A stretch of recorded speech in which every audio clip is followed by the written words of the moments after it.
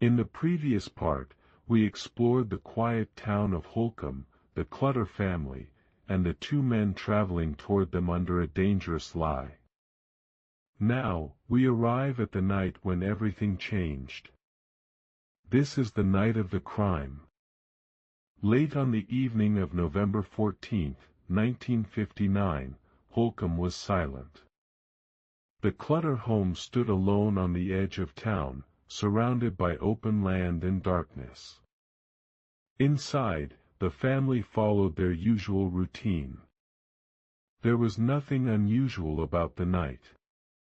No raised voices. No arguments. No fear.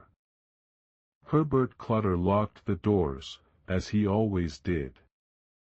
Nancy finished her chores and prepared for bed.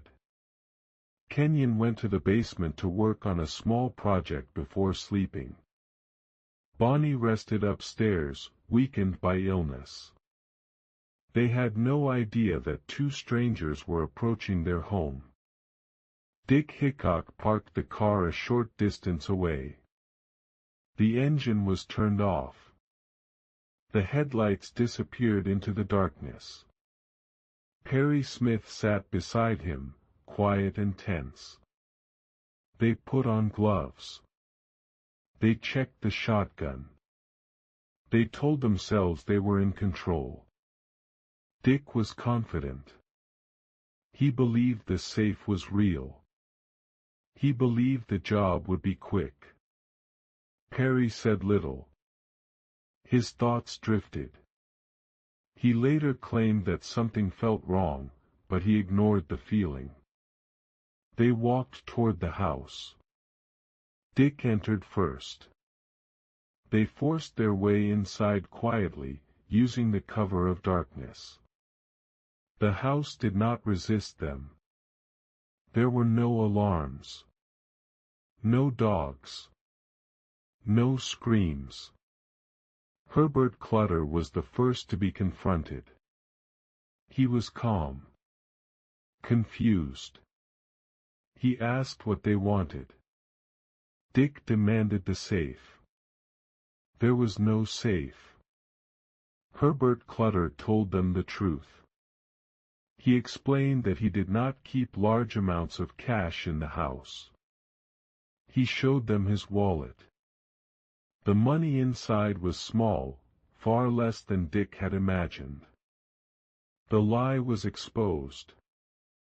But by then, it was too late. The situation changed. Dick became angry. Frustrated. The dream of easy money collapsed in front of him.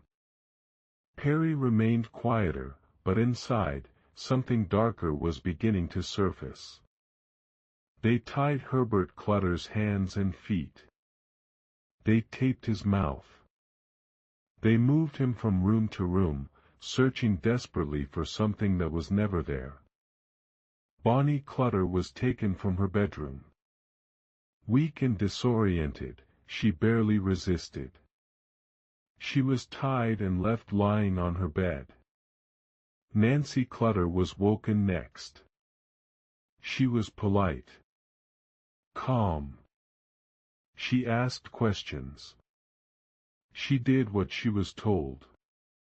Even in fear, she tried to remain composed. Kenyon Clutter was pulled from the basement.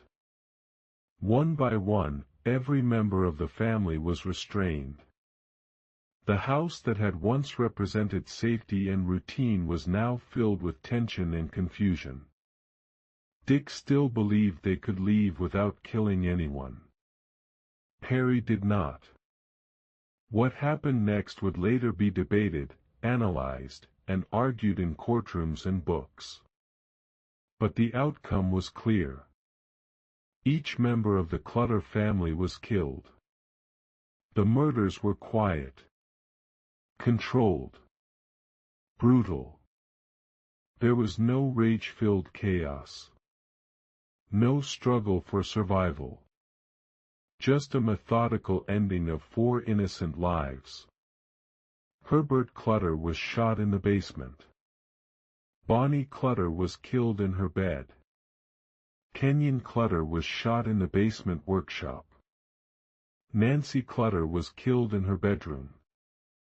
She had tied hands and a pillow beneath her head. After it was over, the house was silent again. Dick and Perry searched one last time. They found almost nothing. A small amount of cash. A radio. A pair of binoculars. The total value was insignificant. For lives had been taken for almost nothing. They washed their hands. They changed their clothes. They left the house as quietly as they had entered. And they drove away into the night. The next morning, Holcomb woke up as usual. But the Clutters did not. When the bodies were discovered, the town was thrown into shock. People locked their doors for the first time. Parents kept children home from school. The idea that such violence could happen in Holcomb shattered the town's sense of safety. This was not just a crime. It was a rupture. Fear settled in. And questions began to spread. Who would do this? Why? And how could a family like the Clutters be murdered without reason? Meanwhile, Dick and Perry continued driving. They crossed state lines. They spent money carelessly. They told themselves they were free. But something had changed. The crime followed them. In their conversations. In their silences. In their dreams. They were no longer just criminals. They were fugitives from something far larger than the law. This brings us to the end of part 2. In the next part, we will follow the investigation, the mounting pressure on law enforcement, and the trail of small mistakes that slowly led the police closer to the truth.